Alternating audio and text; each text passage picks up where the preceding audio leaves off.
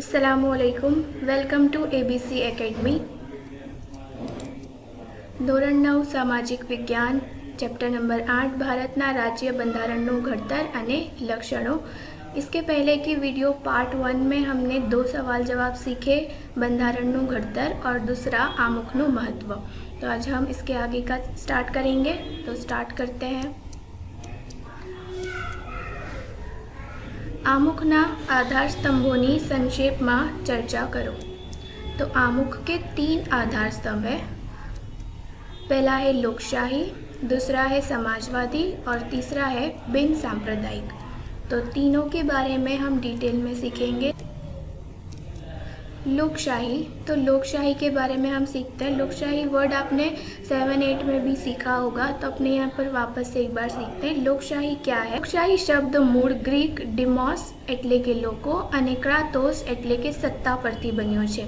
तो लोकशाही शब्द 2 वर्ड पे से आया है, डिमोस और क्रातोस।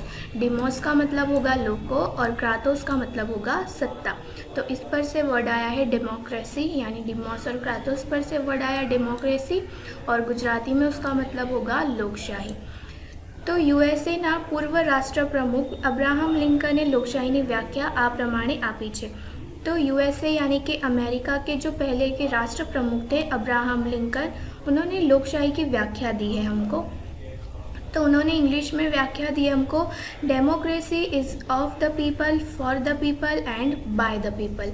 इसका गुजराती में मतलब क्या होगा? लोकशाही एटले लोकोनु, लोको माटे अने लोको वडे चालतु राज्य। तो लोकशाही का मतलब क्या होगा? लोकोनु यानी लोगों के लिए, लोको माटे अने लोको वडे यानी कि लोगों के हिसाब से चलता राज्य, उसको हम बोलेंगे लोकशाही। બંધારણના આમુખે ભારતને લોકશાહી જાહેર કરી તેની સરકારના સ્વરૂપને સ્પષ્ટ કર્યું છે। તો બંધારણ का जो आमुख है वो भारत को लोकशाही तरीके जाहिर करता है और हमारी सरकार का जो स्वरूप है उसकी रूपरेखा को स्पष्ट करता है। आमुख में भारतनी सरकार लोकशाहीना पायाना सिद्धांतों, स्वतंत्रता, समानता अने बंधुत्व स्वीकारशे तेमज अमली बनावशे एवी स्पष्टता करवामां आवी छे। तो आमुख में क्या है? भारत की जो सरकार है, लोकशाही है हमारा देश, उसके जो सिद्धांत है, उसके जो स्वतंत्रता है, समानता मतलब सभी को समान भाव दिया जाता है और बंधुत्व स्वीकारेगा और उसका अमल भी के बारे में, तो उसके बारे में स्पष्टता बता। भारतना मतदारों सार्वत्रिक पुख्त वय मताधिकारનો उपयोग કરી પોતાના प्रतिनिधियों 5 वर्ष माटे चूंटे छे। तो भारत के जो मतदार हैं, मतलब जो लोग वोट करते हैं उसको बोलेंगे मतदार। तो उनको वोट करने का हक कब मिलता है? पुख्त वय में। पुख्त वय मतलब 18 साल से ज़्यादा की उम्र। जो लोग 18 साल या उससे ज़्यादा की उम्र के हैं उनको मत करने का यानी वोट करने का अधिकार मिलता है। और हम हमारे देश की सरकार यानी कि हमारे देश के प्रतिनिधि को 5 साल के लिए चुनते हैं। प्रधानमंडळनी रचना केंद्र में संसद मांथी अने राज्यों में धारासभा मांथी करवामां आवे छे। तो प्रधानमंडल की रचना संसद में से और राज्य की रचना धारासभा में से करने में आती है। आ उपरांत इसके अलावा बंधारण में मूलभूत हकों की जाहिरात। तो बंधारण में क्या क्या चीज़ें हैं वो देखो। तो बंधारण में मूलभूत हकों की जाहिरात, राज्य नीतिना मार्गदर्शक सिद्धांतों, संसद, धारासभा, इन सब की सत्ता के बारे में, मतलब उनको क्या क्या पावर दी गई है, मतलब कि सत्ता। निष्पक्ष न्यायतंत्र, मतलब जो न्याय किया जाएगा वो निष्पक्ष होगा, मतलब किसी के पक्ष में नहीं, किसी के दबाव में आकर नहीं किया जाएगा न्याय। स्वायत्त चूंटणी पंच वगैरह जोगवाईओ करवामां आवी जे भारत ने लोकशाही राज्य तरीके जाहिर करी है। तो ये सारी चीज़ें क्या बताती है कि हमारा भारत देश है लोकशाही। दूसरा स्टार्ट करते हैं, समाजवादी। भारतना बंधारणनी मोटा भागनी जोगवाईओनो मुख्य उद्देश्य प्रत्यक्ष के परोक्ष रूपे सामाजिक क्रांति द्वारा देश में सामाजिक अने आर्थिक समानता लावीने कल्याण राज स्थापवानो छे। तो समाजवादी में क्या होगा? हमारे देश के जो लोग हैं, देश समाज के जो लोग हैं, नागरिक क्रांति करना और सामाजिक और आर्थिक रीत से समानता लाने के बाद हमारे देश को कल्याण राज बनाना है। भारतना राष्ट्रीय संसाधनों न्याययुक्त वहेंचणी અંગેની બંધારણીય જોગવાઈઓ તેનું ઉત્તમ उदाहरण છે। तो हमारे देश के जो संसाधन है उसकी वहंचनी न्याययुक्त मतलब सबके हक में बराबर हुई है, उसका एक उदाहरण है।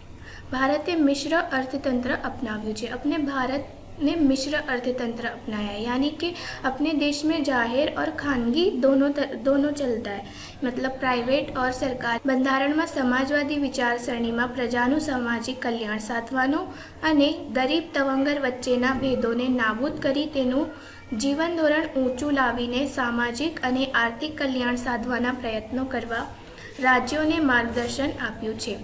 बंधारण में क्या है, जो समाज की विचारसरणी है, जो विचार है लोगों के, उसमें कल्याण लाना और गरीब तवंगर मतलब होगा अमीर, गरीब और अमीर के बीच के भेद को दूर करना है, नाबूद करना मतलब पूरा ख़त्म कर देना।